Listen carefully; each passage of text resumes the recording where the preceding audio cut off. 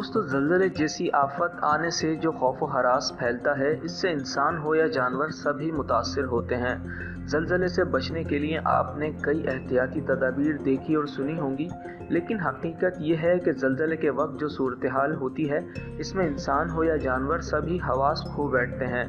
बिल्ली की वीडियो आपने देखी कि किस तरह वो अपनी जान बचाने के लिए खौफ की सूरत में बाहर निकलने का रास्ता ढूंढ रही है। बिल्कुल इसी तरह आप इस वीडियो में भी ज़लज़ले के वक्त खौफ व हरास और गायब दिमागी का अमली मुज़ाहरा देख सकते हैं।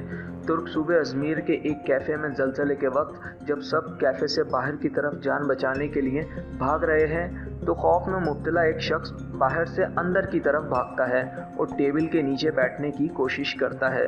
लेकिन कुछ ही लम्हों में इसे यह एहसास हो जाता है कि इसने गलती कर दी है और वापस कैफ़े से बाहर निकल जाता है।